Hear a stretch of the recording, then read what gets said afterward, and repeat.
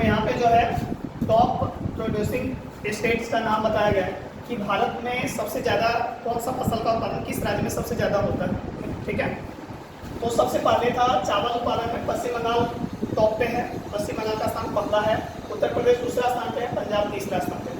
प्रति हेक्टेयर के मामला में अगर बात किया जाए, प्रति हेक्टेयर चावल उत्पादन में सबसे अधिक कौन सा राज्य है, तो पंजाब हो जाएगा। उस दिन भी बताए थे ना ये चीज़। उसके बाद गेहूं उत्पादन में उत्तर प्रदेश पहला स्थान पे, मध्य प्रदेश दूसरा स्थान पे, पंजाब तीसरा स्थान पे।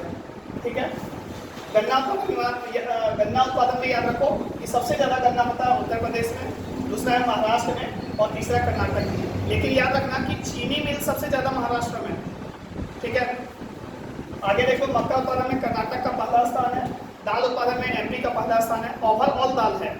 जैसे सिर्फ मसूर दाल का बात होगा तो उत्तर प्रदेश में सबसे ज़्यादा है। चाय का उत्पादन सबसे ज़्यादा असम में होता है, दूसरा सबसे ज़्यादा उत्पादन दार्जिलिंग में होता है जो कि वेस्ट बंगाल में पड़ता है। दोनों का चाय उच्च क्वालिटी का है। कॉफ़ी का उत्पादन सबसे ज़्यादा कर्नाटक में होता है।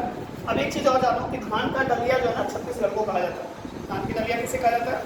छत्तीसगढ़ को।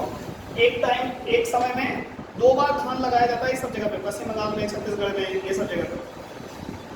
अब आ जाओ बिहार का थोड़ा सा डेटा देख लेते हैं हम लोग कि बिहार में किसका उत्पादन सबसे ज़्यादा कहाँ होता है। चावल का उत्पादन में रोहतास सबसे नंबर 1 पे है और गेहूं का उत्पादन करने के मामले में भी रोहतास पहला स्थान पे है। रोहतास को धान का कटोरा कहा जाता है। रोहतास का नाम सुना होगा तो ठीक है, नहीं सुना तो ये जानो कि गया से थोड़ा सा दूर पे पड़ता है। ठीक है, मतलब गया के पास में ही है। सिरसा का मकबरा जो सासाराम पड़ता है वो रोहतास डिस्ट्रिक्ट में ही आता है।